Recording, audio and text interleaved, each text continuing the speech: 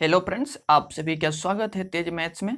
Friends, आज हम लोग एसएससी मैथ्स का पार्ट 4 देखेंगे और इसमें वैसे प्रश्न होंगे जो एसएससी एग्जाम्स में एक से अधिक बार पूछे जा चुके हैं और जो आने वाले एग्जाम्स के लिए भी मोस्ट इम्पॉर्टेंट होंगे।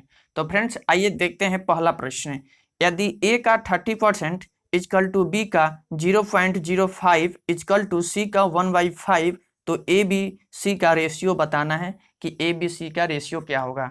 तो देखेंगे ये प्रश्न को हम आपको बहुत ही आसान तरीका बताएंगे। ए का 30% अर्थात ए गुने 30% को हटाकर हम बट्टे में 100 लिख सकते हैं इजकल टू बी इंटू 0.05। यहाँ पर भी दशमलव को हटाकर यहाँ पर बट्टे में 100 लिख सकते हैं और इजकल टू दिया है सी गुने 1/5।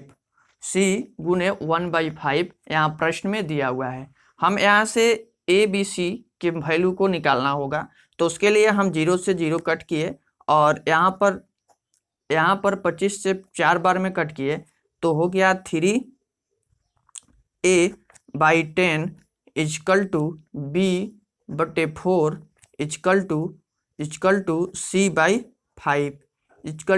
c/5 हो गया। इतना करने के बाद अब यहाँ पर इसको एक बार इसको तुलना करेंगे और एक बार इसको तुलना करेंगे। तो देखते हैं यहाँ पर हो जाएगा 3a/10 इजकल टू b/4। तो यहाँ से निकल कर आएगा, इसमें क्रॉस मल्टीप्लिकेशन करेंगे तो 12a इजकल टू 10b। यहाँ से a/b निकालेंगे तो ये आ जाएगा 10/12। 10/12 जो कि 5/6 आ गया।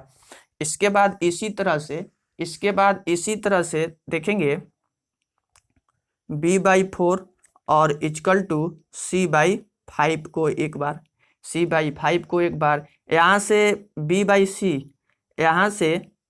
से यदि b/c का मान निकालते हैं तो आ जाएगा 4/5। यहाँ पर हम देख रहे हैं कि यहाँ पर b का जो वैल्यू है वह जो b का मान है वह 6 है, यहाँ पर जो b का है वह 4 है। तो यहाँ पर हमको दोनों को बराबर करना होगा। दोनों को बराबर करने के लिए क्या करेंगे, देखिए इस तरीके से दिया हुआ है, इसको बट्टे का मतलब रेशियो ही होता है। 4 इतना दिया हुआ है। यहाँ पर b के वैल्यू को सेम करेंगे तो a b c की मान हम बहुत ही आसानी से निकाल लेंगे। हम इसके अलावा एक और मेथड बताएंगे, तो इसको पहले देख लीजिए।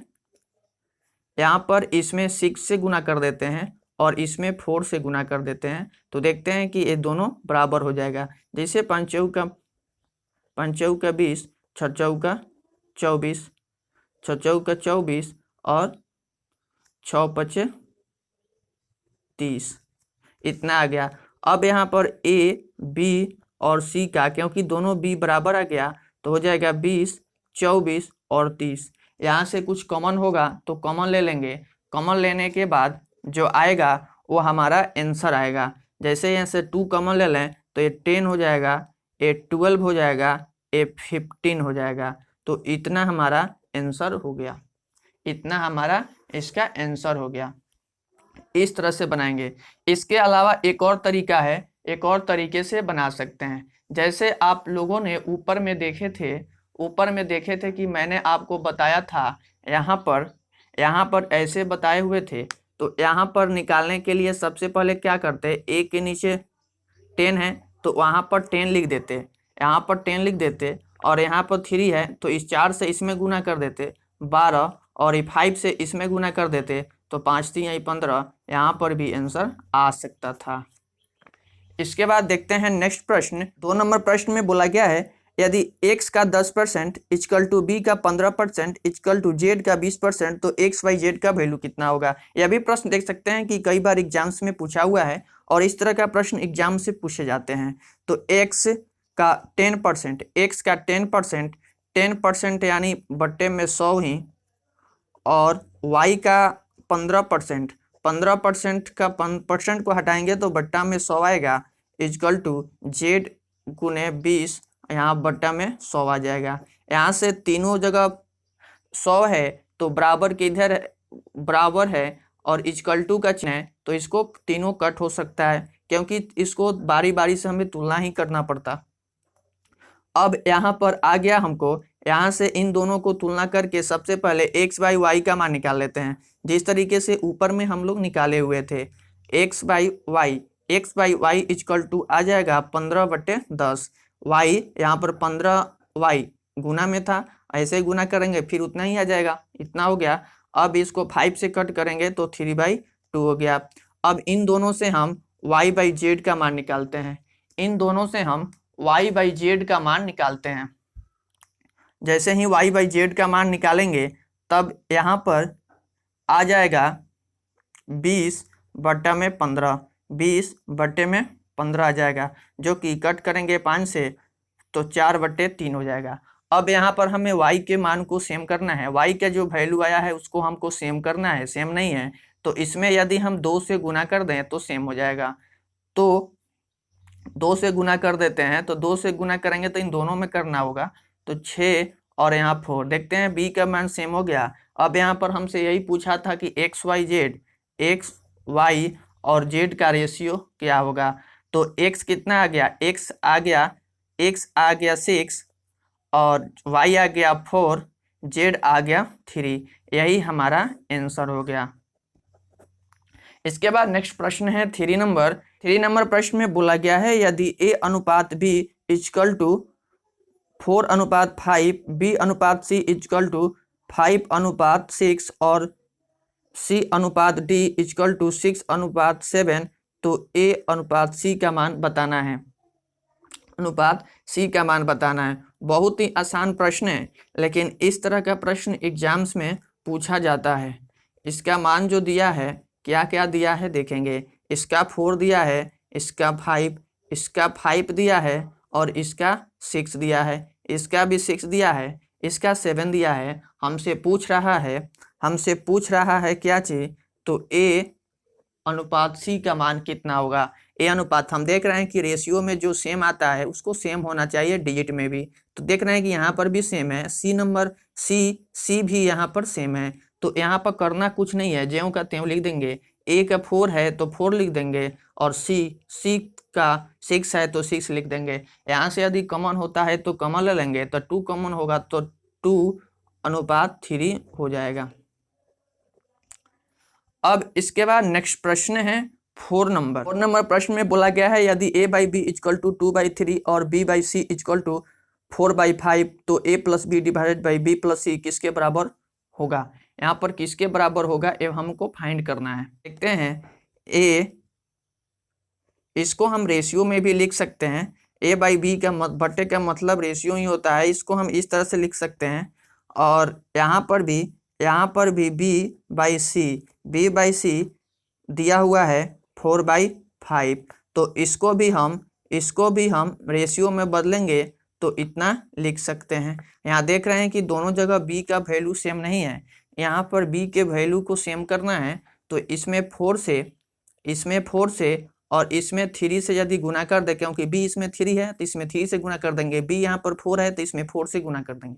इस तरह से गुना करने के बाद हम देख रहे हैं कि a, b और c क्या आएगा, तो 4 से इसमें गुना करेंगे, 4 से गुना करते हैं तो 4 दूनी 8 आ जाता है, फिर 4 से गुना करते हैं 12 आ जाता है, 3 से गुना करते हैं 12 आ जाता है, 3 से गुना करते हैं 15 आ जाता है। हम देख रहे हैं कि b का वैल्यू जो है वह 12 आ गया, तो 8, 12 और 15 हमारा आंसर हो गया। यह अभी नहीं पूछा है प्रश्न में, इतना तो हम a b c का मान निकाले हैं। प्रश्न में पूछा है a प्लस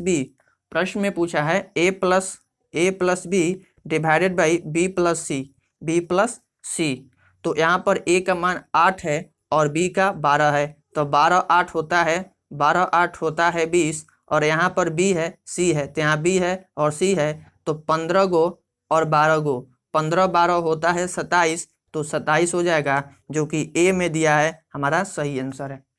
इसके बाद नेक्स्ट प्रश्न है 5 नंबर प्रश्न बोला गया है एक्स रेशियो वाई जेड और जेड एक्स का जो जेड एक्स वाई का जो अनुपात है वह जेड एक्स के साथ है, और इसी तरह से जेड का रेशियो है एक्स वाई से। यहाँ पर 3 रेशियो दिया हुआ है, जिसका पूछा है कि व्युत्क्रमी अनुपातों का मिश्र अनुपात। व्युत्क्रमी यानी व्युत्क्रम बोल रहा है, व्युत्क्रम का मतलब उल्टा ही। तो यहाँ पर हम पहले सबका व्युत्क्रम निकालते हैं, तो एक्स वाई अनुपात वाई जेड। तो यहाँ से व्युत्क्रम जब हम निकालेंगे तो 1/x हो जाएगा, और यहाँ पर 1/y जेड हो जाएगा। इसी तरीके से जब हम जेड वाई जेड एक्स निकालेंगे तो हो जाएगा 1/y रेशियो 1/z इसके बाद जेड अनुपात एक्स वाई, इसका व्युत्क्रम निकालेंगे तो हो जाएगा 1/z अनुपात 1/y एक्स वाई। अब इसका पूछा है कि मिश्र अनुपात क्या होगा। इसका पूछा गया है मिश्र अनुपात। मिश्र अनुपात निकालने के लिए देखिए कैसे निकालते हैं। मिश्र अनुपात 1/x, पहले इधर वाले का सबको 1/y इंटू 1/z, और रेशियो में लिखते हैं 1 जो इसका मान आया है उसको हम लिख लेते हैं। पहले इधर, अब इधर वाले सबको लिखे और पहले इधर वाले सबको लिखे और रेशियो का चिन्ह यहाँ पर दे दिए। अब यहाँ पर रेशियो का मतलब बट्टा ही होता है। ये जब पूरे इसके नीचे आएगा तो ये नीचे वाला ऊपर चला जाएगा, ऊपर जाएगा तो हो जाएगा